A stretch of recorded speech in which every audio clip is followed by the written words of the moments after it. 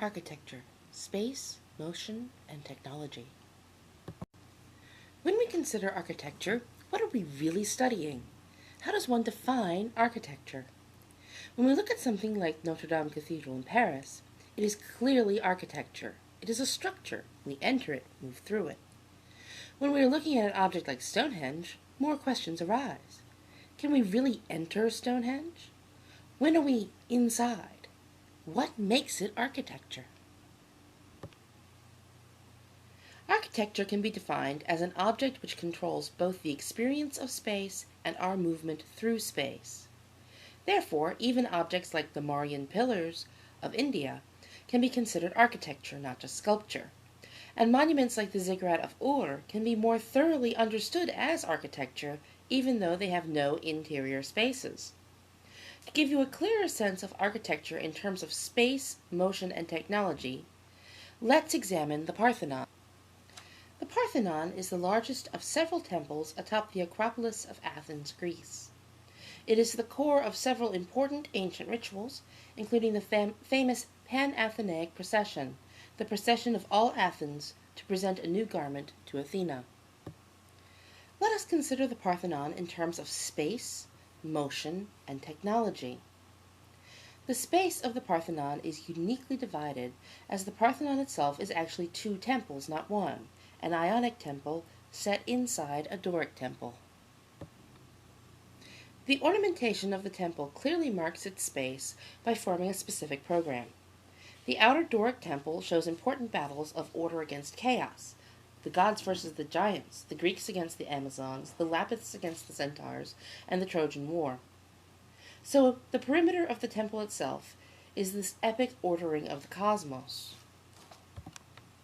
In the pediments, we see important scenes relating to Athena, her birth, and her claim on Athens, her victory over Poseidon. At this point, we enter the world of Athena and her sacred space.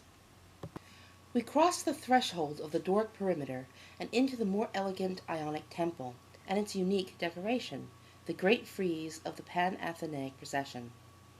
Never before had contemporary mortals been depicted upon a temple. The Trojan War was already mythic history, which included the actions of deities.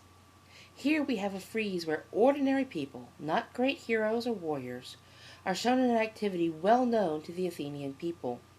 Here Athenians are placed within the mythic and divine world. These sculpted figures walk through Athens to the great temple, just as we would have done to view the sculptures. Finally, a door separates us from the interior of the temple. As devotees, we would have stopped here on the porch. The priest would have taken our offering to the goddess, who could be seen within, looking out upon us.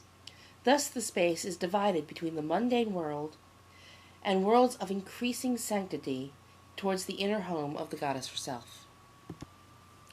Our discussion of space has also touched on movement. Indeed, these two elements are inevitably linked. The Parthenon dominates space and draws us toward it by its sheer size and its location. We then move through layers of space to the inner core, where we experience the divine.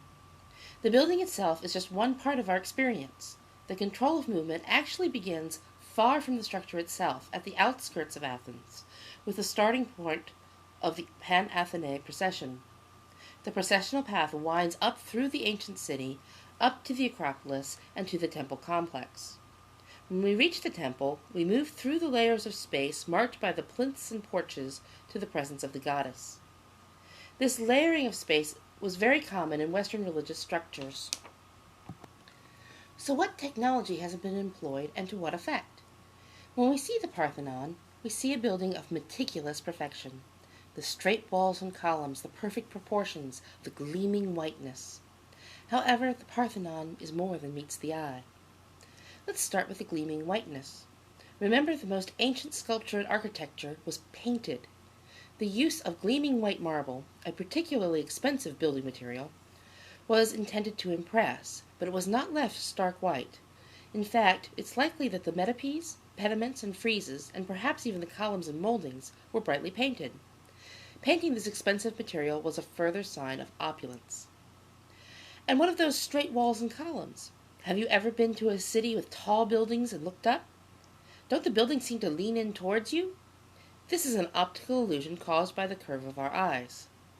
With the massive size of the Parthenon, why doesn't it seem to lean too? The answer lies in the construction. When one actually measures the Parthenon, there is a slight swell and curve to the surfaces, sometimes as much as 6 inches. This swell compensates for your eye, and thus makes the temple look perfectly straight. The prized proportions are also a result of technology. Greek scholars had devised the idea of the golden mean, x equals 2y plus 1.